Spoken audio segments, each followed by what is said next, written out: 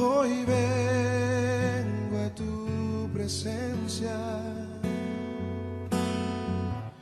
mis pecados no están ocultos ante ti.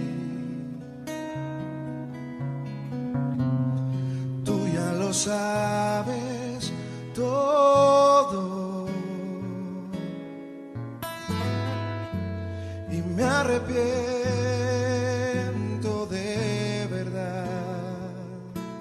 El cielo y la tierra pasarán, mas mis palabras no pasarán. Pero el día y la hora nadie sabe, ni aun los ángeles de los cielos, sino solo mi Padre.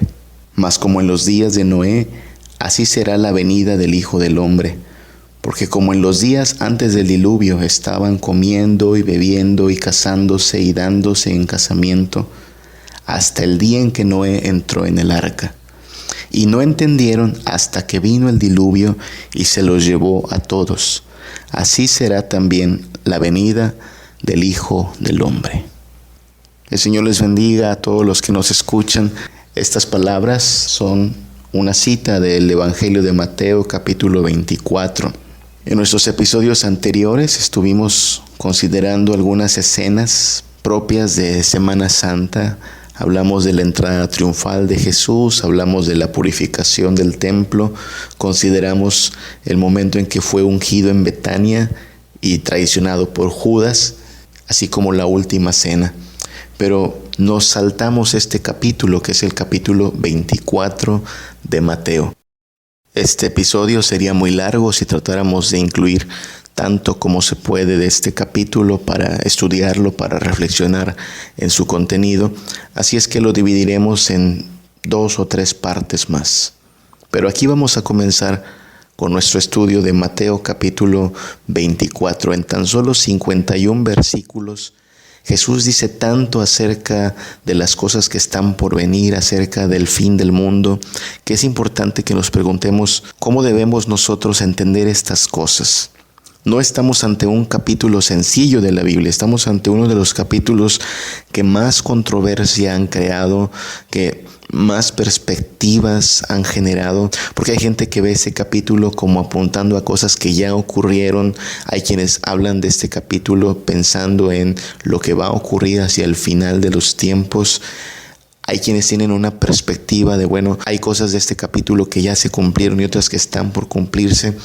Así es que, sin querer enredarnos en tantos tecnicismos y tantos aspectos que no son del todo trascendentales, quisiéramos preguntarnos cómo es que debemos de entender estas palabras, cómo es que son importantes para el momento en que estamos viviendo y cómo es que nuestra vida puede ser edificada mientras pensamos en el futuro y en lo que está por venir. Y miren lo que acabamos de decir, nuestra vida puede ser edificada grandemente cuando pensamos en el futuro y cuando pensamos en el fin de los tiempos. A lo mejor el fin del mundo, la venida de Cristo, resulta para muchos un tema del cual preferirían no hablar, y es porque a lo mejor nos hemos creado imágenes no tan bíblicas acerca del fin de los tiempos, sino más bien una idea moldeada por las películas y las historias que muestran el fin de los tiempos como algo catastrófico y algo que solo infunde temor. Pero cuando el cristiano piensa en las cosas que están por venir, cuando el cristiano piensa en que cualquiera de estos días Cristo vuelve por su pueblo, en vez de pensar con temor, en vez de proceder con terror y espanto, el cristiano desea que Cristo venga. Y en Mateo 24 tenemos uno de estos pasajes que hablan acerca de los tiempos por venir, acerca de las cosas que ocurren antes de que Cristo vuelva por su pueblo. Y vamos a considerar entonces el capítulo 24. Sin embargo, precisamente porque nuestro estudio de la Biblia debe ser serio y responsable, no podemos ir al capítulo 24 de Mateo sin analizar el contexto que le rodea. Es muy importante para nosotros entender que todo texto debe interpretarse en su contexto. Así es que para entender lo que dicen estos versículos del capítulo 24, tenemos que considerar qué se dijo antes y qué se dice después. De hecho, yo le recomiendo que usted en casa, ahora que tenemos tanto tiempo disponible con nuestro aislamiento social, pues dedique una tarde a leer todo el Evangelio de Mateo. No es tan largo. Y en una tarde usted podría leer el Evangelio completo de Mateo. Cuando usted lee completo, tiene una perspectiva más clara de cuál es el mensaje que Cristo nos muestra en su palabra. Entonces, antes de ir a Mateo 24, consideremos algunas palabras del capítulo anterior, Mateo 23. Le invito a que escuche lo que dice los versículos del 37 al 39. Jerusalén, Jerusalén, que matas a los profetas y apedreas a los que te son enviados. ¿Cuántas veces quise juntar a tus hijos como la gallina junta a sus polluelos debajo de las alas, y no quisiste? He aquí vuestra casa os es dejada desierta, porque os digo que desde ahora no me veréis hasta que digáis, bendito el que viene en el nombre del Señor. Esos son los últimos 3 versículos de Mateo capítulo 23. La escena ocurre después de que Jesús hizo la purificación del templo.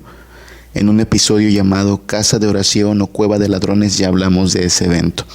Y parece que en los siguientes días de esa última semana Jesús estuvo frecuentando el templo para anunciar su mensaje, para hablar de su reino, y su predicación y sus diálogos con la gente están registrados desde Mateo 21, 23 hasta el 23, 39. Todo eso aconteció allí en los atrios, en los pasillos del templo, entre enseñanzas y controversias. Ahora, con estas palabras que acabamos de leer, cierra esta serie de predicaciones y diálogos con la gente, y lo hace en términos de indignación. Jesús está hablando palabras muy severas. De hecho, el versículo 37 es un reclamo. Tú has matado a mis profetas. ¿Cuántos profetas se te han enviado han sido asesinados? Yo quise bendecirte y juntarte como pueblo, y tú no quisiste. Ahora se quedará vacía tu casa y ya no me veréis más. Las palabras de Jesús son reprensión, son indignación. Y entonces, después de estas palabras, vendrá el capítulo 24. Pero como hemos dicho, antes de ir al capítulo 24, vamos a analizar los versículos finales de este capítulo 23. ¿Por qué Jesús está tan indignado? ¿Por qué Jesús se despide esa tarde en un tono de reclamo y con bastante severidad? ¿Qué ha venido sucediendo que Jesús dirige estas palabras tan llenas de indignación y descontento con los que le estaban escuchando en aquel momento? Bueno, es que Jesús está marcando una especie de ultimátum. Es como si dijera, hasta aquí llegó su tiempo, no más. Está a punto de ofrecerse en sacrificio por su pueblo, pero precisamente el hecho de que Jesús llevará a cabo su obra de redención pone a Israel en la situación de tener que definir claramente qué va a hacer con Jesús. Ahora que el Hijo de Dios se ha encarnado, ahora que el Rey de Reyes estará muriendo por su pueblo, ¿qué van a hacer los que le han visto? ¿Qué van a hacer los que han escuchado su mensaje? ¿Creerán en él o le van a ignorar? ¿Será Jesús el objeto de su aprecio o le van a brindar todo su desprecio? ¿Qué van a hacer con Jesús? Luego de que Dios ha pasado tanto tiempo buscando a su pueblo, guiando a su pueblo, ahora que envía a su Hijo para redimirles del pecado y la condenación, ¿qué va a hacer Israel? Uno entiende la indignación de Jesús, el reclamo de Jesús, cuando consideramos 3 realidades que han venido ocurriendo durante toda la historia hasta este momento, y las vamos a enumerar. Primero que nada, en todo este tiempo, la palabra de Dios para su pueblo ha sido abundante. El Señor ha hablado a su pueblo, el Señor ha buscado a su pueblo. ¿Y qué ha hecho su pueblo? ¿Acaso someterse fielmente a la palabra? ¿Acaso creer completamente en la palabra? No.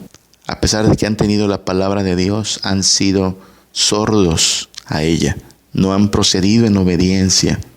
Y la palabra de Dios no ha sido poca. Si algo sabemos por la Biblia, es que Dios, nuestro Dios, es un Dios que habla. Creó todo lo que existe por el poder de su palabra. Y su palabra es, como ya lo sabemos, lámpara y lumbrera a nuestro camino. Cuando Dios habla, su pueblo tiene luz, su pueblo tiene dirección. La palabra de Dios es una bendición. Y en todo este tiempo, lo que ha recibido el pueblo de Dios es la palabra misma de su Señor, a fin de que su pueblo fuera como un rebaño que tiene una voz segura que escuchar, que tiene una voz confiable que seguir. Y Dios ha venido hablando a su pueblo no en tiempo reciente, sino desde el principio. Recuerda lo que ocurre cuando Adán y Eva pecan y descubren que están desnudos. Es Dios quien con su palabra viene buscando al hombre. ¿Dónde estás? Y le llama a rendir cuentas, pero también le llama para darle promesas y bendiciones. A pesar del castigo que merece el hombre y del cual es objeto a causa de su extravío, recibe de parte de Dios promesa, dirección, un pacto que debían servir para que el pueblo de Dios se mantuviera fiel y obediente. Pero en el capítulo 23 de Mateo vemos a Jesús reclamándole a su pueblo que no ha procedido como se esperaba al escuchar su palabra. Dice el versículo 37, Jerusalén, Jerusalén, que matas a los profetas y apedreas a los que te son enviados. El reclamo es este: te he enviado profetas, te he enviado gente para que te hable de parte mía, y en vez de escucharlos, en vez de dar gracias por la dirección que te ofrezco, los has apedreado, los has matado. Ese es el primer reclamo de parte de Jesús. Has recibido tanta palabra, tanta dirección, tanta luz, pero has terminado matando hasta a los mensajeros que te envié. ¿Qué era un profeta?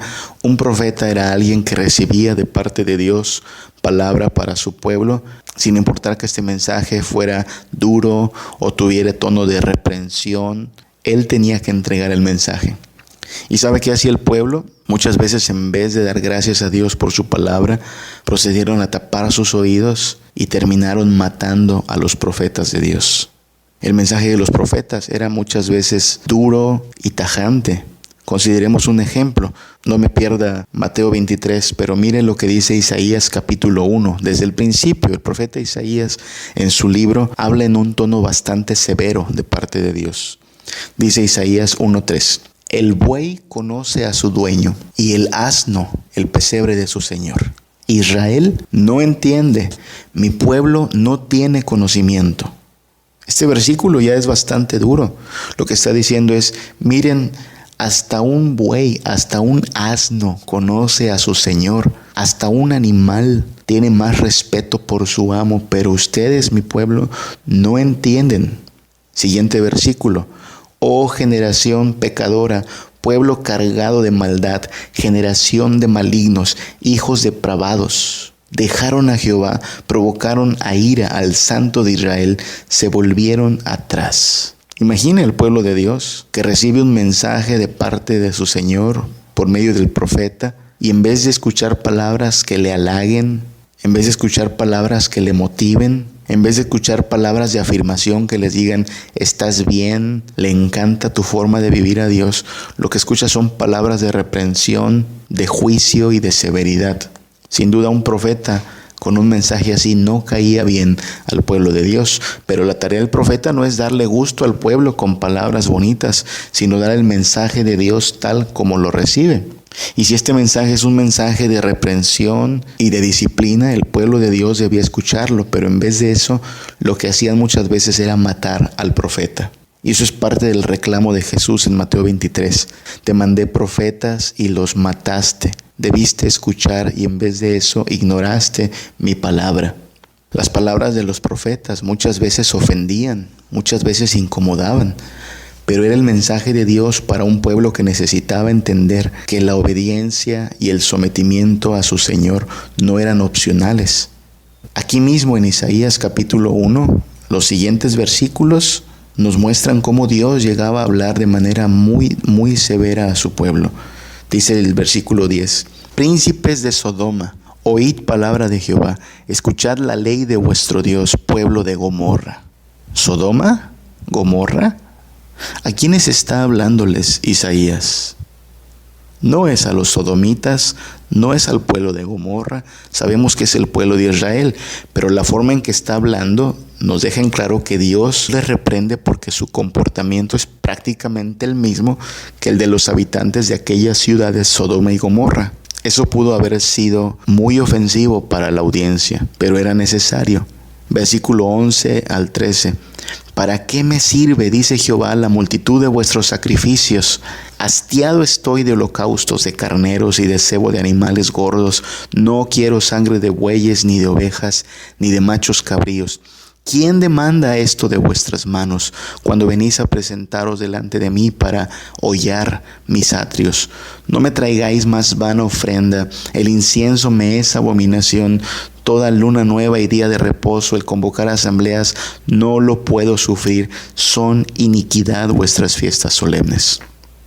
Solo por el tono del mensaje usted sabe, Dios no está satisfecho con su pueblo. Dios no está complacido con su pueblo. No importa cuánto el pueblo le ofrezca sacrificios, incienso, el Señor dice, eso de hecho ya me tiene harto. Tu incienso apesta, tu sacrificio me causa náuseas. Porque Dios no estaba buscando un pueblo que le honrara de labios, que cumpliera con un ritual nada más y después viviera como se le antojara.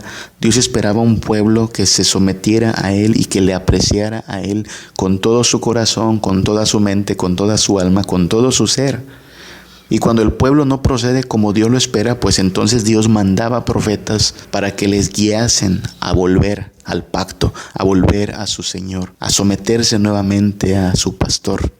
Y en Mateo 23 lo que vemos es a Jesús dando este ultimátum diciendo, se acabó. Cuanto profeta les envié, ustedes lo ignoraron, lo mataron. La palabra no ha escaseado, pero lo que ha sido escaso es la atención y el sometimiento de su pueblo.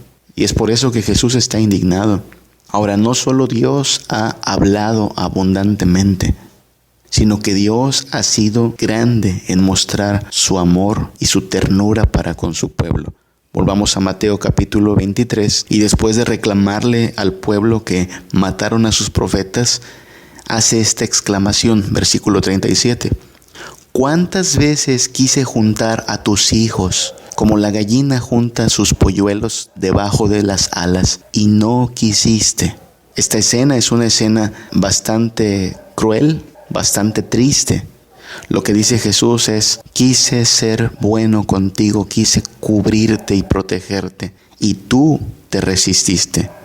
Tú no quisiste. La escena es bastante tierna, de hecho, porque nos hace pensar en una gallina extendiendo sus alas, queriendo cubrir a sus pequeños pollitos. Si usted ha podido ver esta escena en algún rancho, en algún patio, sabe que es una escena muy tierna ver a todos los pollitos cómo son cubiertos por las plumas de su madre, por las alas de mamá gallina, y pareciera que son muchos, pero todos caben bajo las alas de la gallina.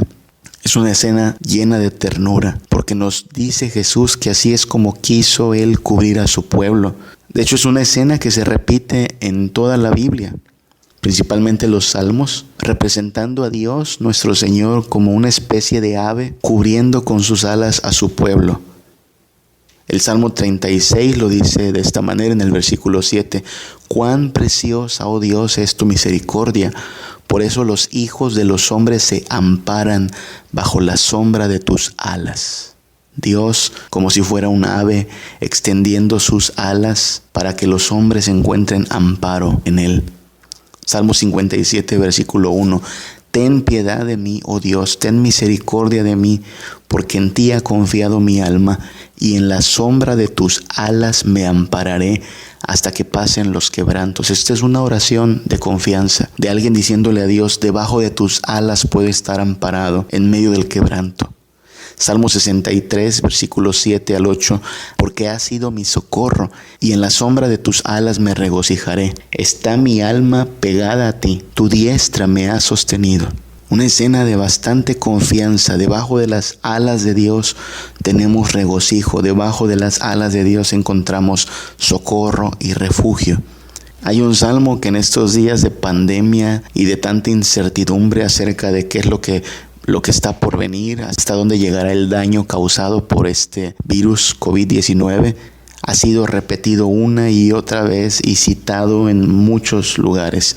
Y es el Salmo 91, que tiene bellas promesas de que no nos sobrevendrá mal, de que la plaga no tocará nuestra morada. Pero el Salmo comienza con esta misma escena de Dios cubriendo con sus alas a su pueblo, Dice el versículo 4, con sus plumas te cubrirá y debajo de sus alas estarás seguro.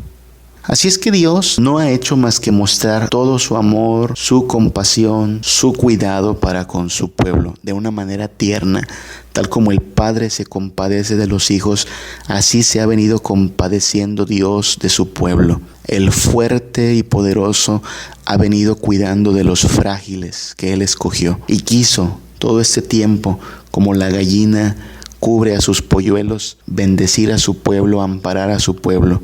Pero el reclamo de Jesús en Mateo 23 es: tú no quisiste. Una y otra vez ignoraste este llamado, una y otra vez te resistías a Dios. Aun cuando Dios estuvo mostrando todo su amor y su ternura, el pueblo de Israel no valoró esta misericordia de Dios. En vez de correr a ampararse en Dios, en vez de habitar bajo la sombra de sus alas, pero Israel, en vez de apreciar a Dios en todo su carácter benévolo, misericordioso y tierno, lo que hizo fue despreciarlo. Y muchas veces cambiaron a Dios por los ídolos y se refugiaron en su propia fuerza.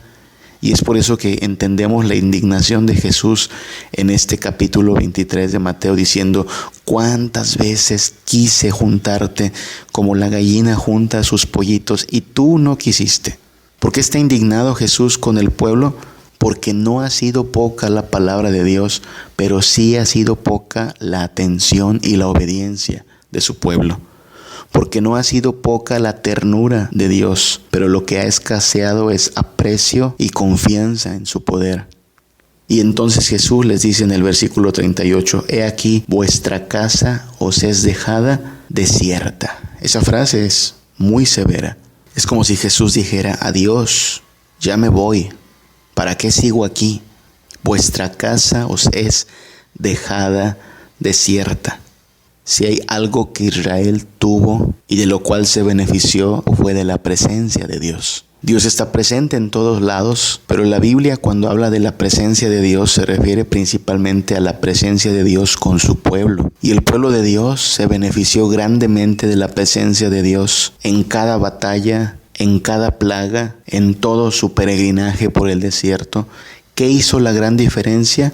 La presencia de Dios. Sobre Egipto Dios descargó sus juicios, causó la muerte de los primogénitos, trajo tinieblas, pero la presencia de Dios fue la que hizo que ni uno solo de los israelitas muriera, y que mientras en el palacio del faraón había tinieblas, en las casas de Israel había luz. ¿Qué marca la diferencia? La presencia de Dios.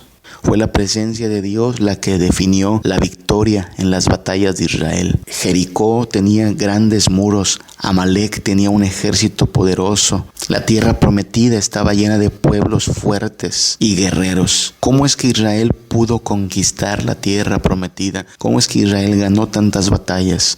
¿Dónde radicaba el secreto de su éxito? En la presencia de Dios. Dios estaba con su pueblo. Todo el tiempo que peregrinaron por el desierto, no anduvieron errantes, no anduvieron perdidos. La presencia de Dios les conducía de día como una nube, de noche como una antorcha, y habitaba en medio de su pueblo. Israel puede estar seguro si Dios está con él. Israel puede dormir tranquilo si la presencia de Dios está en medio de ellos. En Deuteronomio capítulo 1, 23 al 31, se nos muestra cómo Israel podía confiar en la presencia de Dios, debía confiar en la presencia de Dios con ellos. Cuando ellos ven que la tierra prometida está llena de enemigos, Moisés les dice: no temáis, ni tengáis miedo de ellos. Jehová, vuestro Dios, el cual va delante de vosotros, Él peleará por vosotros, conforme a todas las cosas que hizo por vosotros en Egipto delante de vuestros ojos. Y en el desierto has visto que Jehová tu Dios te ha traído como trae el hombre a su hijo, por todo el camino que habéis andado hasta llegar a este lugar. Lo que les está diciendo Moisés es: solo acuérdate de que todo este tiempo Dios ha estado contigo. Estuvo contigo para que salieras de Egipto, ha estado contigo en todo el desierto. De hecho, la escena está también llena de ternura. Dice: como trae el padre a su hijo. Piensa en un papá tomando de la mano a su pequeño hijo y cuidándole de que no caiga. Así ha sido la presencia de Dios con su pueblo. Le ha sostenido, le ha sustentado, le ha provisto lo necesario, le ha protegido de enemigos.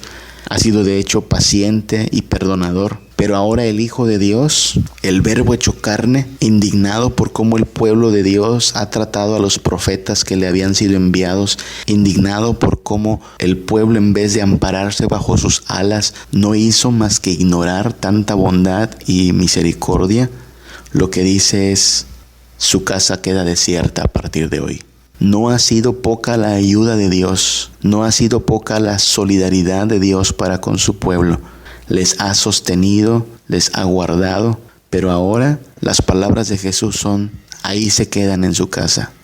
Para entender el juicio y la severidad de la cual Jesús habla en Mateo 24, debíamos considerar este reclamo de Jesús. Aquí estoy, límpiame. Trae tu luz a mi ser, que no quiero